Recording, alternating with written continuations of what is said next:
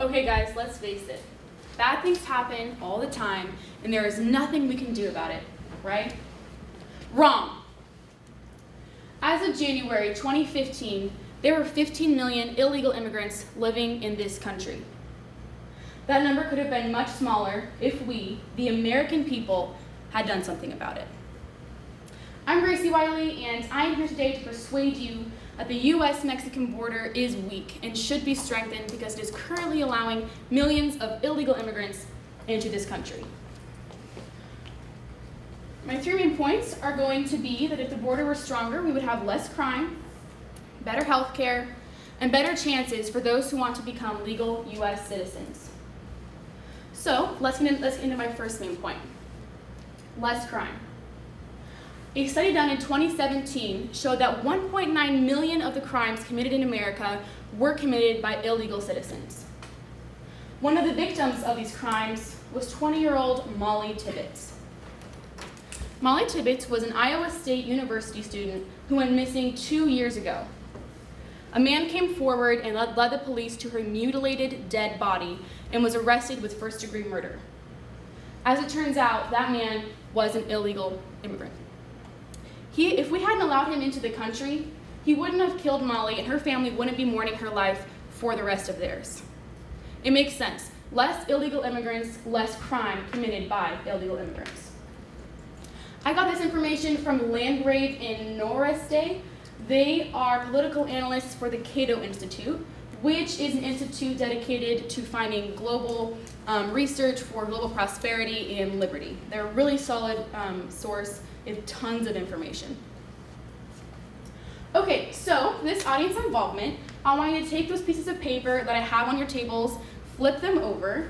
You're going to find that they are empty pie charts with percentages on them. I want you to match the crime, the type of crime to the percentage and kind of guess what percentage of that crime you think is committed by illegal immigrants. So try to guess the best you can.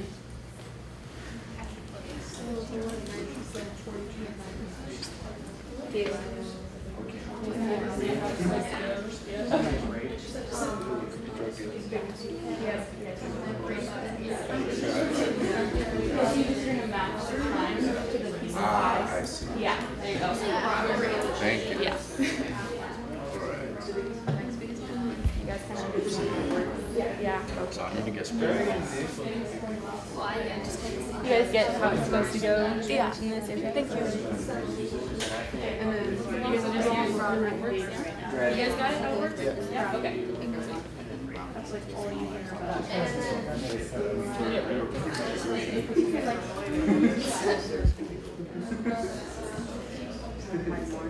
Okay, so who has finished? Anybody finished? Do you guys feel kind of good about maybe your guesses?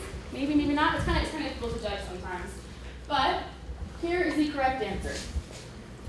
15.9 is rape, 29.5 is drug dealing, 13.6 is robbery, and 40.9 is driving under the influence. These are the types of crimes being committed by illegal immigrants. So we can see that the types of crimes aren't your everyday lighthearted, crimes. These are serious ones that we need to make a change about.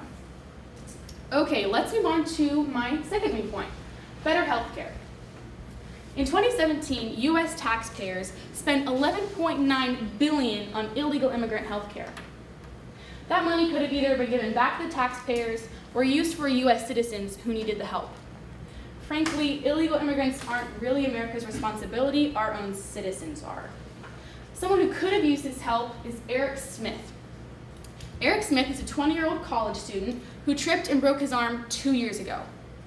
Unable to pay for the ghastly $1,400 medical bill, Eric could not receive the help that he needed and will now live with permanent muscle damage in his arm for the rest of his life. If the border were stronger, less illegal immigrants would enter the country, which means the medical system wouldn't be flooded with them, which means people like Eric might be able to receive financial aid that they need. Okay, let's move on to my third main point. Actually, hold on. I got this information from Chin. She works for the Wallet Watchers. This is an online organization that deals a lot with financial stuff. They are truly experts. They deal with things, anything to do with healthcare, taxes, investment, and stocks. They have tons of information. Check them out if you have any questions about your, finances. Okay, so let's move on to my third and final main point. Better chances for legal immigrants who want to enter the country legally. When someone chooses to enter this country legally, they are looking forward to a life full of opportunity in America. However, when they choose to enter the country illegally, they're simply setting themselves up for a life of living on the run and hiding in the shadows.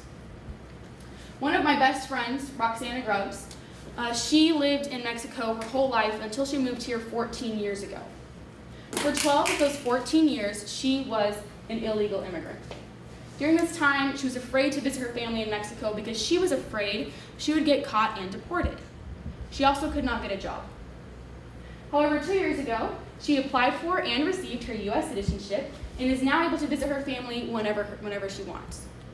In her own words, getting her U.S. citizenship has greatly improved her quality of life in America. And I received this information from a personal interview with Roxana herself. So as you can see, if the border were stronger, when people enter through it, they're going to have to attain their U.S. citizenship if they want to stay in this country, which would mean their quality of life would indeed go up. All right, let's look at my opposing viewpoint. Some people say that if the border were stronger, it'd be really hard on families who have relatives on both sides of the border, especially those who are illegal families living in the U.S. who have someone get deported back to Mexico. This is true. This is sad. This has happened to some friends of mine, and it is a hard situation. But when things get this emotional, sometimes it's best to just clear it all off the board and go back to the law.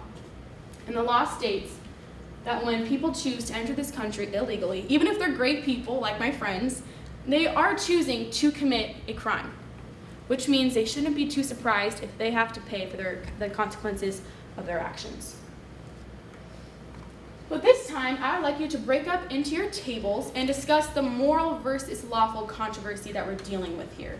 See if you can get some good ideas out there. So, go ahead. Morals, yeah, you can stay with your family, but the law is no, you can't stay with your family. What do you guys think about it? Do you think we should make exceptions? Should we not? Well, I mean, for the kids that are born here and their parents get deported, it's not really fair for the kids because this is the only country that they've ever known. Yeah.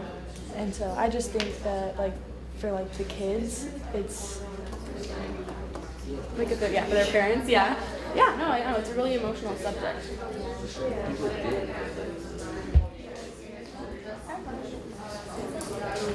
It is against the law, so that's a good point. Some of them are trying to get here for good reasons, like their vaccinations, and sometimes it takes years to become a U.S. citizen.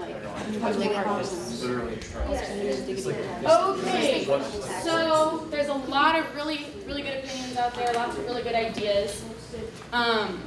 It is a really difficult subject, and that's why it's so controversial. So, okay, let's recap.